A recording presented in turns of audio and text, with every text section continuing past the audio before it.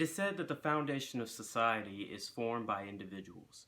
In order for that society to prosper, an individual must found that society on four essential words.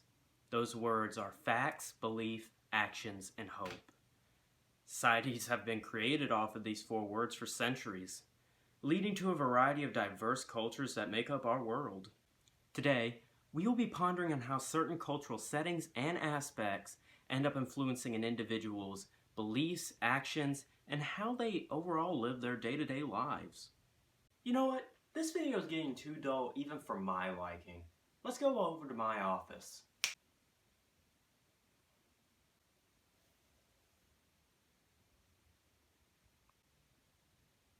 Alright, now let me just hit the lights. That's much better. Now, when understanding human psychology, it's important to note where the thoughts that make up our complex personalities and identity are housed.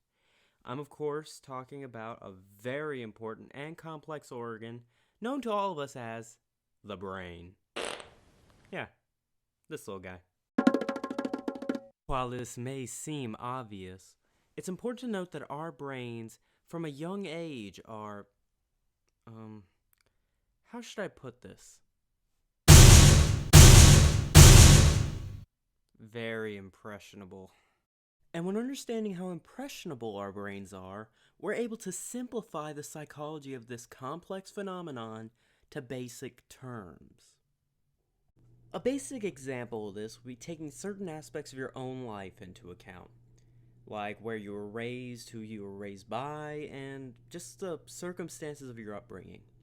Let's say, for example, you were raised as an only child in an upper middle class family.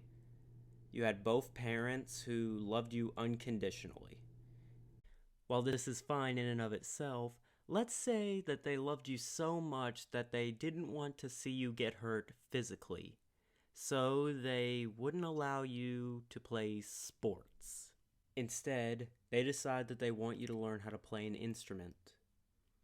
While this will benefit you in learning how to do one thing, it will set a drawback in another, in this case, the sports. The same goes for different cultures and societies. While some have chosen to advance and progress forward, there are others, may it be due to the powers that be, or by choice, choose to remain ingrained in their own traditions. Our next example will involve a country that was so devoted in its traditions and beliefs that it centered its military tactics around it.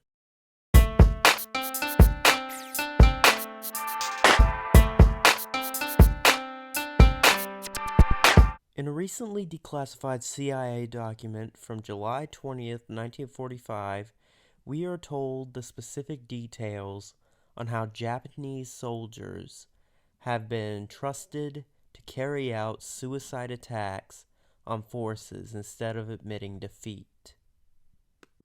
Known as bonsai attacks, Japanese soldiers would often charge Allied troops with grenades, swords, and bayonets in a last-ditch effort to defend their honor and service to the emperor and to their homeland. This tactic was even enlisted to the Japanese Air Force in the latter half of the war, where suicide pilots were known as kamikazes. Their main objective was to crash into Allied ships.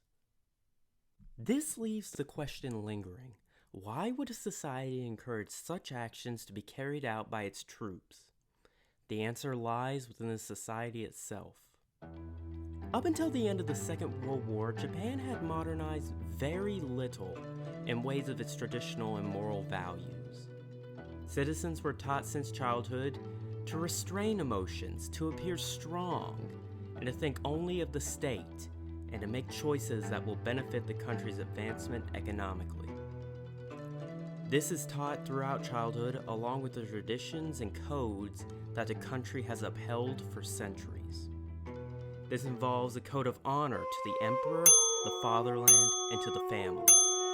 If an individual failed or couldn't fulfill these codes of honor, the only repentance for this shame would be to give up their lives for these causes.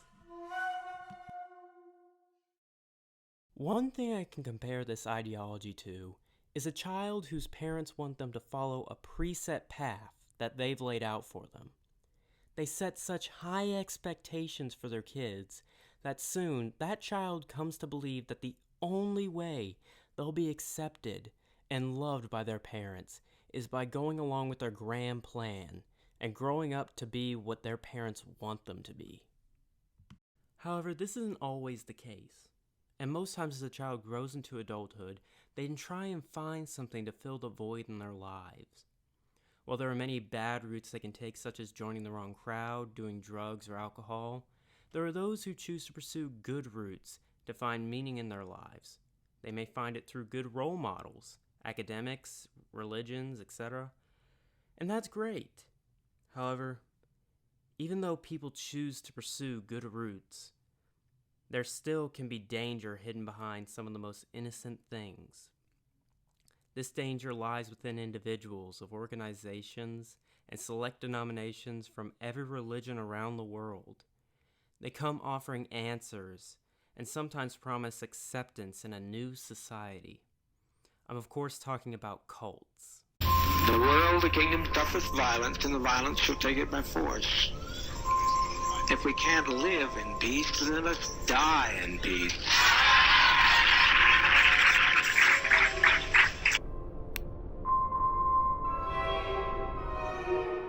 It's said that nobody joins a cult. They join churches, clubs, support groups, new movements, families. Point being, members don't often see themselves as being in a cult. Oftentimes, what attracts onlookers into a cult is a charismatic leader who offers knowledge, healing, and a message that is so well written, followers are willing to give everything they own in order to spread that message.